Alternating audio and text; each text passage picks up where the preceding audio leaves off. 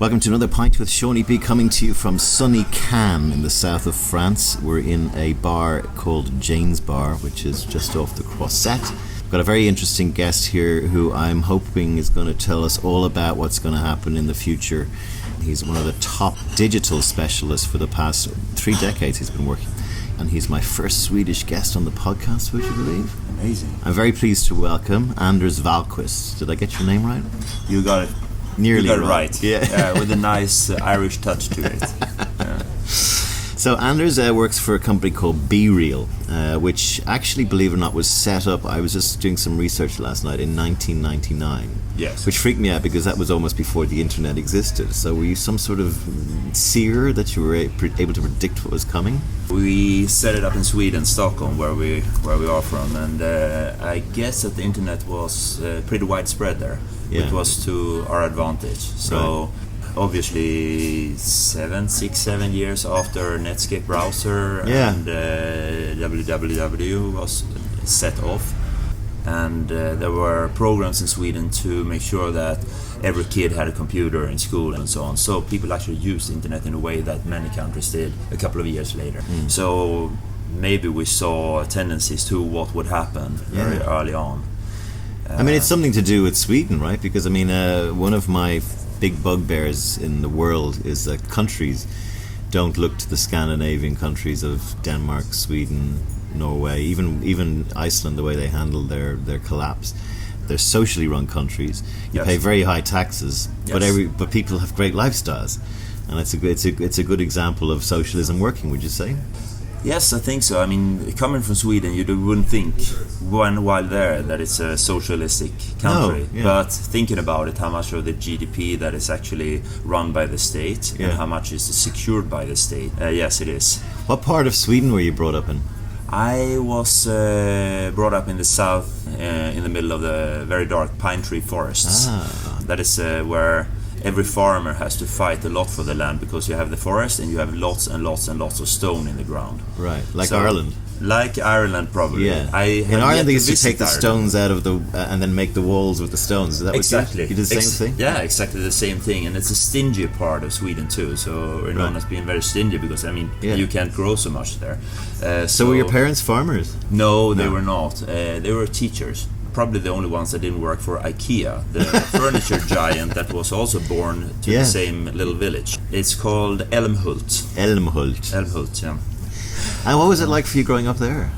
It was amazing, because Älmhult, being the seat of a multinational company with very special ways of operating, there were people coming from all over the world working there for a couple of years, bringing in some culture, ideas. And then going on ideas. Their kids went to school, they came from somewhere else in the world, and so there was huge wave of influences coming. And IKEA may have sown the seed, because I know I've read some of your interviews. You're very big on this, and we'll maybe talk about it later, the idea that you should look after your staff and take care of people, which is IKEA's kind of way as well, right? Yes, absolutely. I mean, the founder of IKEA, Ingmar, is still around. He moved back to his hometown now, and he's a hugger. He's talking to everyone, he's interested, he wants to know what you think about what is happening, even if you're a 21-year-old intern, and he's running this mega billion-dollar conglomerate. It's the biggest company in Sweden by a long shot, right?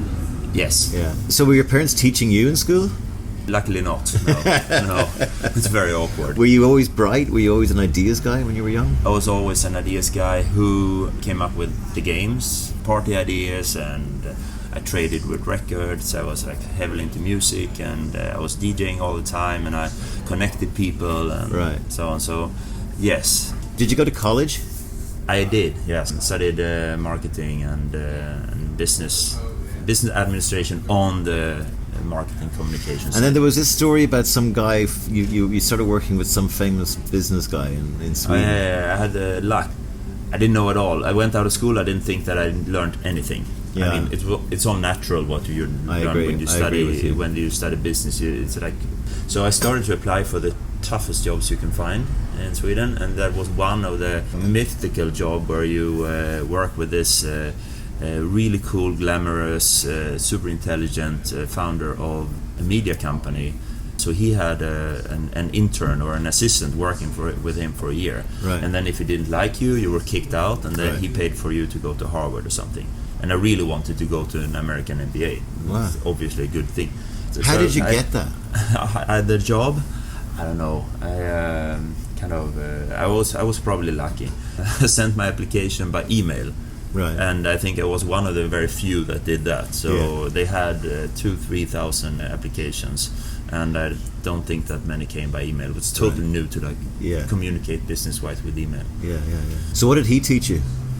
He taught me a lot of things. He said, okay, Anders, people think that I understand everything, that I know everything what is happening in this 10,000 people industry or company, and obviously I don't. When I feel that something doesn't really line up, this is something weird, I dig until I come to the core of it. And if it looks weird, there will be something weird at the end. Right. But you have to ask 15 people maybe to come to there, because everybody will defend what is the status quo somehow. But if something works, then I don't look at it at all. Right. And then I have a good memory. So I look, how did it look last time I was here 4 months ago? How does it look now? What changed? Why did it change? There is always a reason why things are happening. And you were in his inner sanctum, were you? You were his the guy who was managing his kind of. I mean, it's basically to be on call 24 hours a day.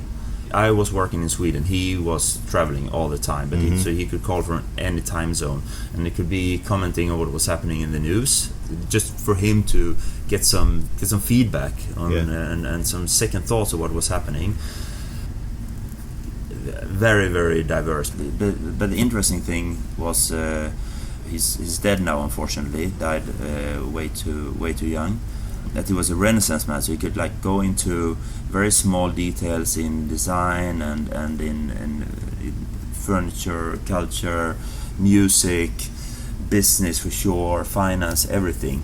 So to see somebody like that acting was very cool, because I was always waiting to meet somebody who would really impress me. And he did.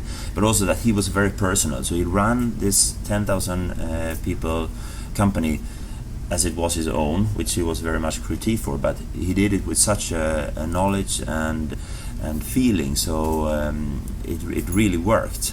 And I think that you don't have to wash away your personality to be a professional. Yes. And a person. You don't have to be a machine. You can be a nice guy. You can be a nice guy. Yeah. He wasn't really No, a lot of them aren't. He was a really tough guy. Yeah. I mean, he was warfare to make money, but he was also dynamic. So he gave you support and so on. So Now, one of the things that happens to people when they have this mentor who they're learning so much from is that it comes time to leave the nest.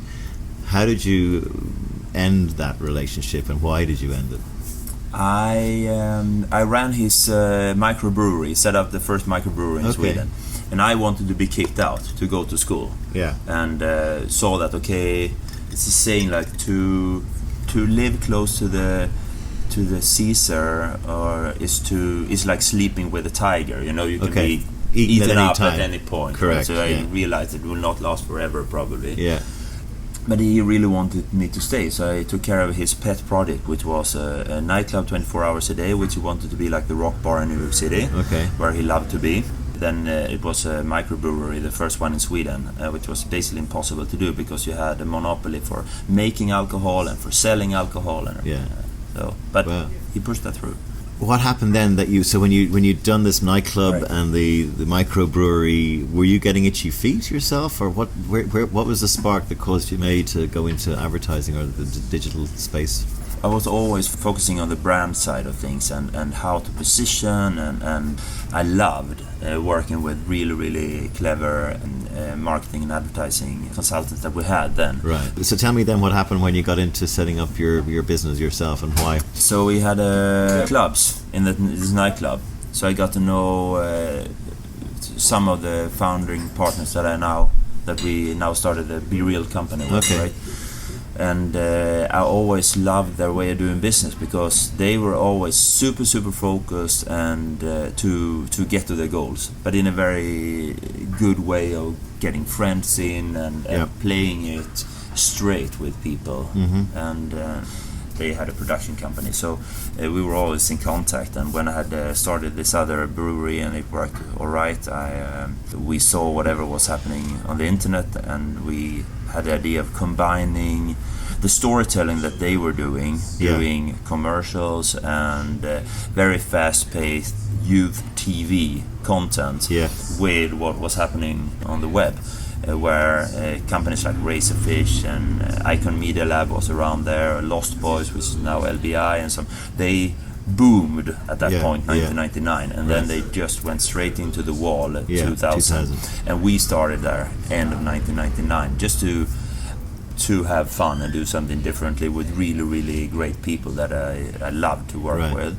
So we started with the .com bust immediately, basically. First, nobody had time to talk to us because they were so busy making money and looking at the stock exchange. Then they had no time to talk to you because they were busy losing money. Exactly. And they were busy trying to save their businesses. So we had to look elsewhere. So I think we made 500 visits just to talk to people about what we thought was going to happen. Yeah, cold calling, and everybody wanted to talk to us because hey, we came somehow with ideas of the future, but nobody had any budgets for it. And I still think it's a little bit the same right now when you talk about the innovation and how now all the agencies they started their labs and they do really, really cool things, but it's not connected to any budgets with the clients. So was your enemy at the time the way the traditional agencies were, or did you even know what that was? Were you just guys going in with naivety and open eyes and passion? Or? Absolutely. No, so we didn't have, I mean, we thought that advertising would be the last area where internet and basically video and film would come in and change. Corporate communications would be before, and then entertainment before that. We didn't have any enemies because we were operating in a little bit our own field. So we met with lots of companies directly and brands, and we talked to agencies, and we worked with whoever came up with an idea that we can spin away and get paid for. You now have 6 offices around the world, is it? Yeah. But your growth burst started happening like 10 years into your big growth burst started happening. Was that a conscious decision, or first we tried to figure out what to do in a really bad economy. Then we at 2006, maybe 7, we worked with all the big Scandinavian agencies and some big clients. You know, you're always looking for the new thing, and we were the new thing. And we realized that we'll not be the new thing forever here, so we got to get moving. And then we went to the States to pick up some prizes that we won for one of the projects, and we met with all the people that we used to see in Boards Mag and Ad Age. Was this a surprise to you? Yeah, it was a surprise that they actually that knew you were so kind of up the ladder. Yeah, they really knew what we were doing, and they said, we've been keeping our eyes on you for a while, and you do really cool shit. Can you come and do something like a breakfast talk or meet some people here? Or, it was surprising, and it was such a small world then, because people who were kind of trying to do edgy stuff on the internet there were few and far between. So some guys in New Zealand and us, and some guys in London, and some guys, they just spread around. And although we never met, we kept track on each other's stuff. One of the quotes I like that you said, which was, whenever you're doing stuff, never treat the internet responsibly, or a word like that. I like that quote because it stuck with me, and I don't really understand that well. So maybe explain that. Good quotes should be a little bit. You should. Yes, I agree. That's why I brought it up. You have to close the circle yourself, right? No, I think you really have to go in and make it do things that is not supposed to do, because it's endless opportunities of a connected world and what you can do with it. But if you just follow the formats and you work within the limits that people have set up for it to create rules, then you're breaking the rules for it, because that in its creation it is without rules, and it is boundaryless. Well, your quote captures actually very simply what Uber did, and it captures very simply what Airbnb did. Yeah. Everyone goes, let's do an Uber. But like, there was a time when there was no Uber and someone did an Uber. Because that could have been a taxi company, or Airbnb could have been Hilton, but they were probably caught in the confines of... Yeah, but it's, people are doing it, and then there are always lots of people who say that it can't be done, and they should basically get out of the way, right? For those who are already doing it, it's changed so fast, and Uber is a great example of how an evaluation and the poignancy of an organization was, I don't know when they started, like 5 years ago. Yeah, about that, 5 or 6, I'd say. And then of course the car makers looked at them and said, hey, maybe we can collaborate in some way, let's do this together. And the car makers went, okay, so you'll get 10%, we take 90%, and then we don't need you. And then they just like, let's do it ourselves. And then 5 years later, Uber could buy, one of the big car makers. Exactly. With the cash that they have in hand, right? It's rare I have somebody on the podcast who has broken... It's very hard to break the mold of music videos. Because everything's kind of been done there, all the way back to Michael Jackson and Frankie Goes to Hollywood.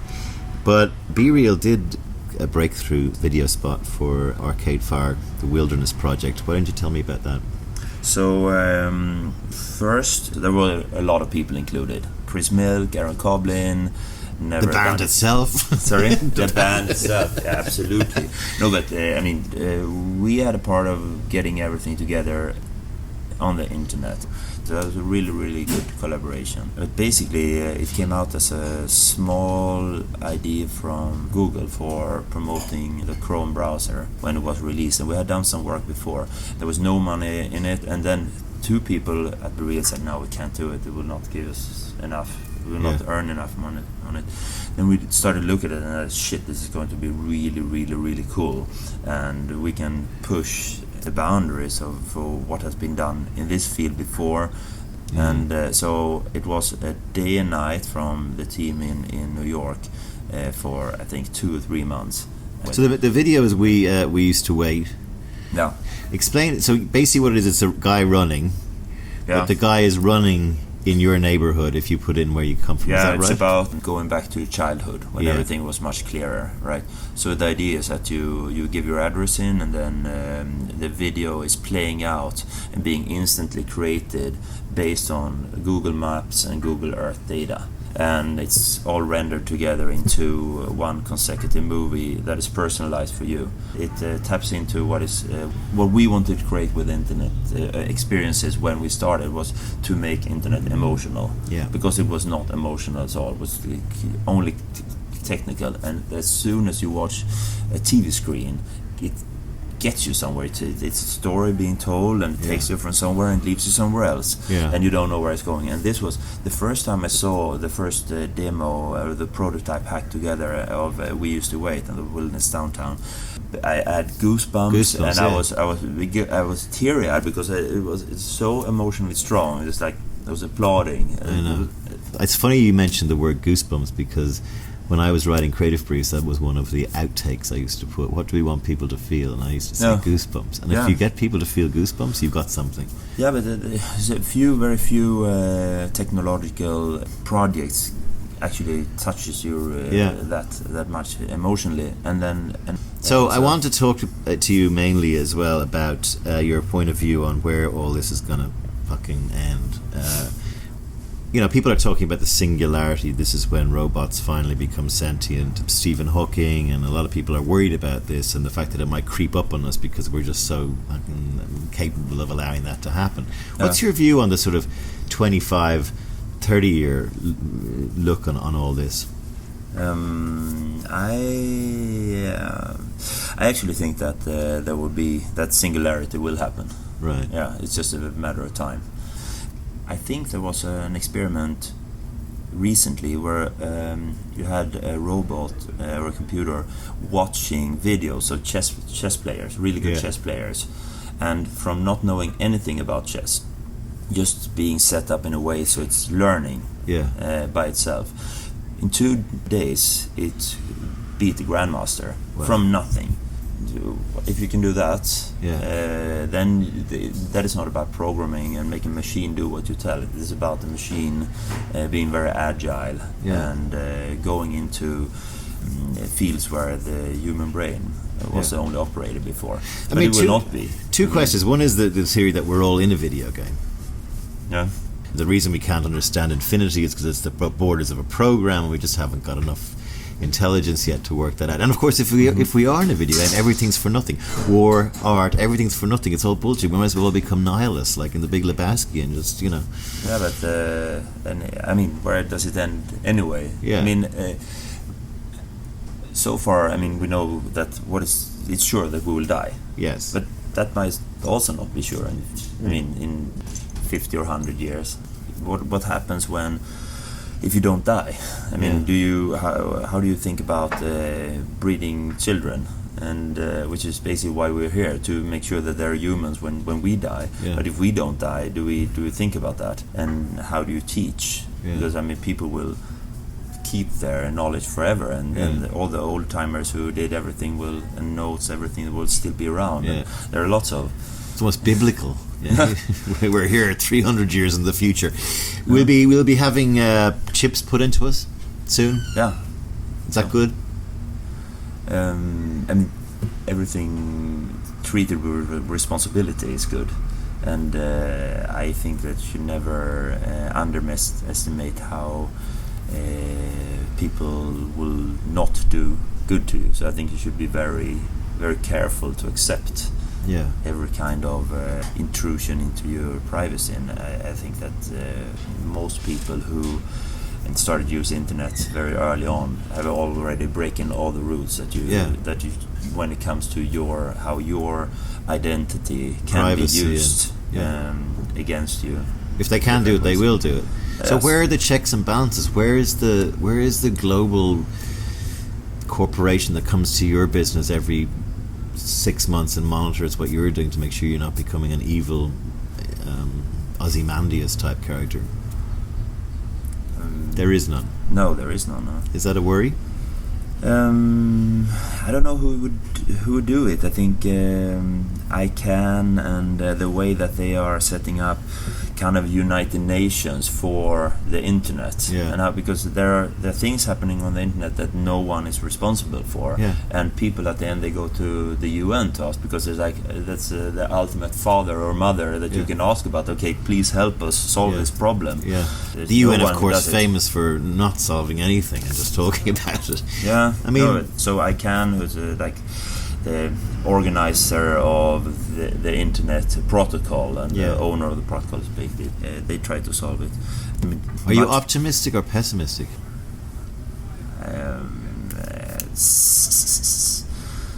It alters. I was super happy when Tesla when they revealed their battery, because storing electricity is very important. Yes, it's actually one step towards something that can help us with energy in the future, which has a huge technological and political significance. So no, up and down.